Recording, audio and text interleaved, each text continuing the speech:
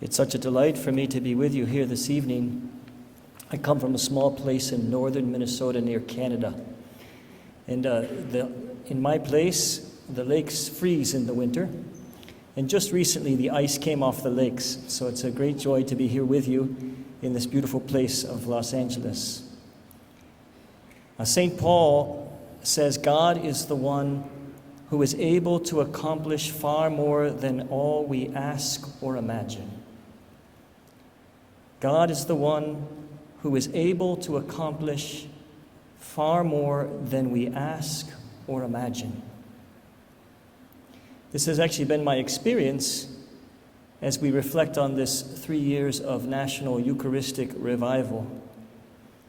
In the summer of 2021, a group of parish and diocesan and other forms of leaders, evangelistic leaders from around the country, we gathered in the seminary in St. Paul, Minnesota.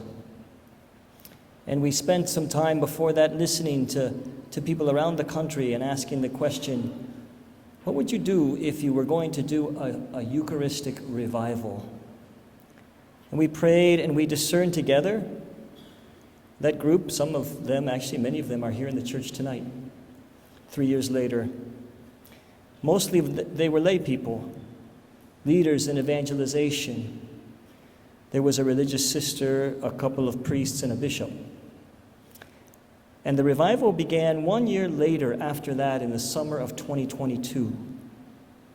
And we could never have known when we were planning this revival what God would do across our country. Certainly I never dreamed that 3 years later I'd be in Los Angeles, bringing this revival to an end and talking about the revival to people so far away.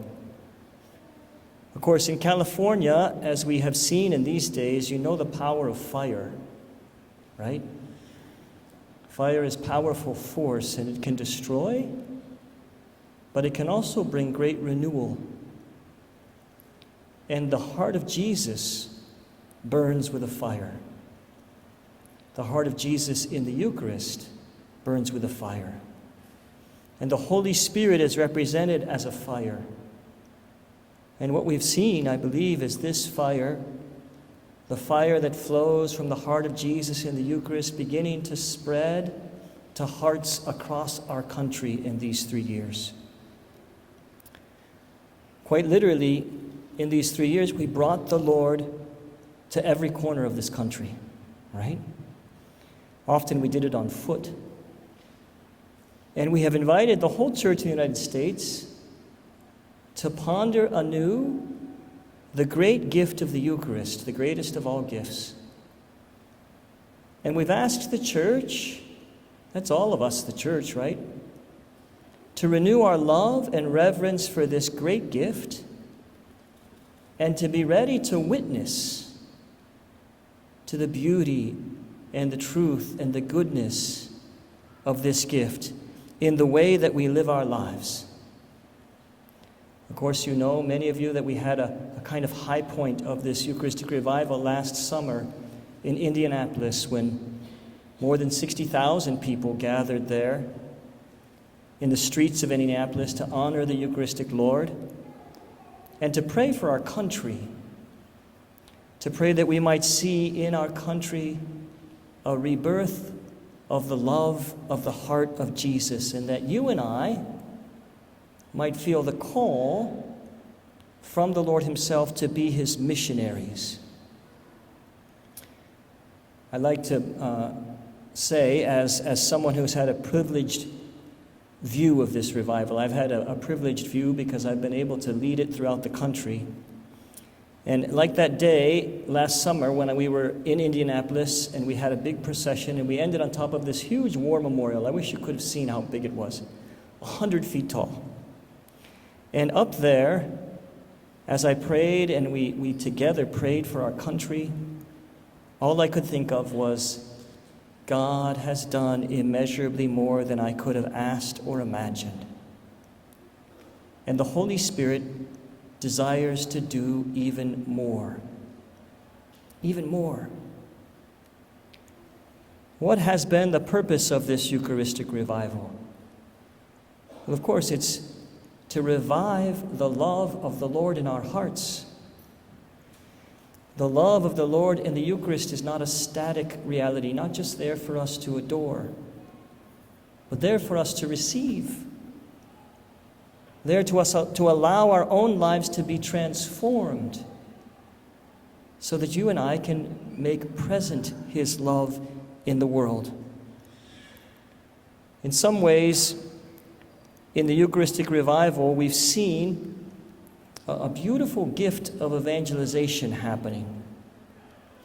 And what we've discovered, perhaps, is that the Eucharist, which is the source and summit of our faith, is also the source and the summit of evangelization.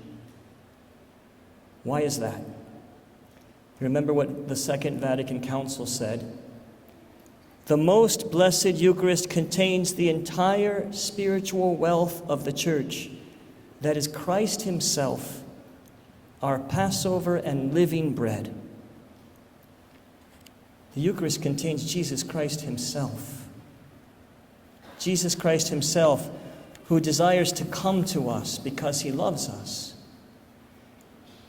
This is why Jesus remains with us in the Eucharist, so that we can encounter Him, so that He can teach you and me the power of His love.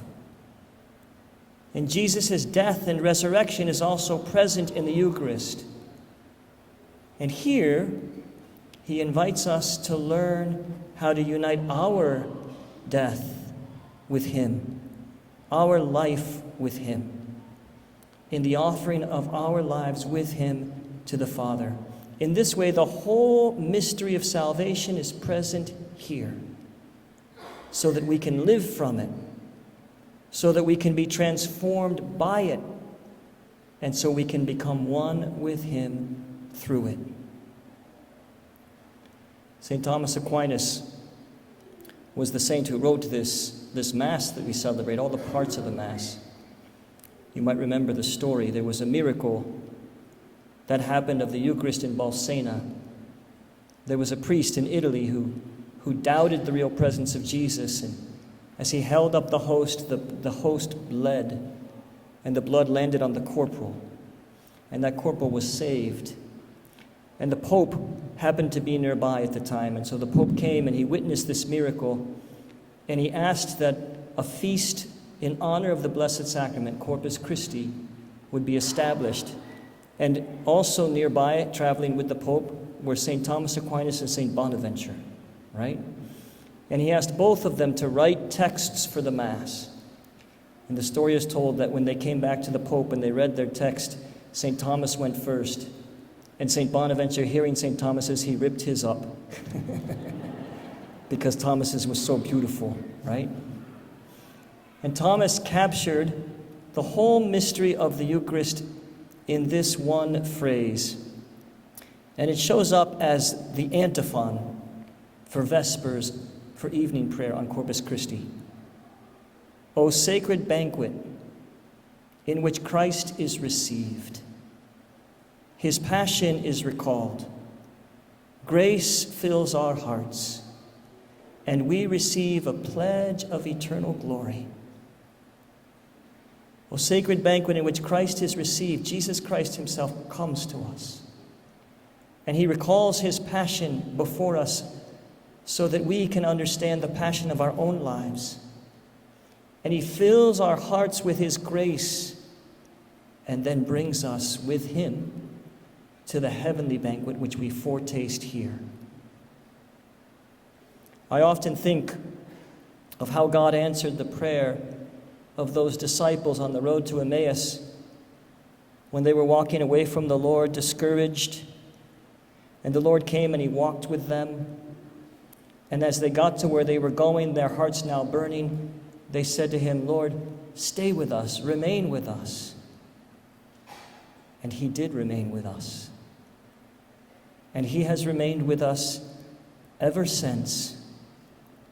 And we too are able to see Him in the breaking of the bread. And this miracle, they had their eyes opened. Brothers and sisters, So many people in our world still need their eyes opened. Their eyes are, in fact, downcast. And of course, why would they not be downcast? We live in the midst of war. We live in the midst of violence and difficulty, division in our society. But in fact, Jesus in the Eucharist, he comes to walk with us. He comes to remain with us. And we are invited to help them to open their eyes. To open their eyes to see how much he loves them. To open their eyes to see the hope that only Jesus can bring. Brothers and sisters, to do that, we must be witnesses of his love. We must live the love that unites, that brings communion, the love that forgives, the love that repairs, the love that strengthens our families and our neighbors. As I said all along in this Eucharistic revival, a revival is not something that you and I can do on our own.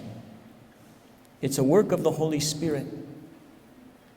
But it begins with you and me when we have our eyes and our hearts opened to him. When we see that he remains with us and we begin to be his missionaries. And this is, in fact, our prayer. The Eucharistic revival, the Bishop initiative, it will end tomorrow. We will give thanks to God for the many miracles of grace that happened in these 3 years. But brothers and sisters, the mission is only beginning. And we who have had our eyes opened must have our hearts transformed so that we can bring Jesus to the world, even as we will do this evening in a procession.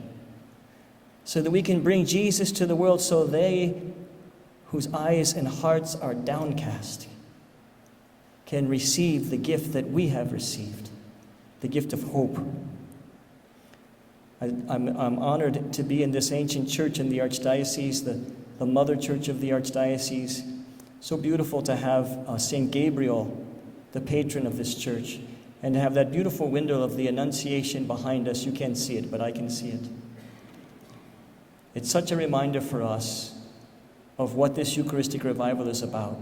Mary, who opened her heart to Jesus and allowed Jesus to live in her, and then she brought Jesus to us.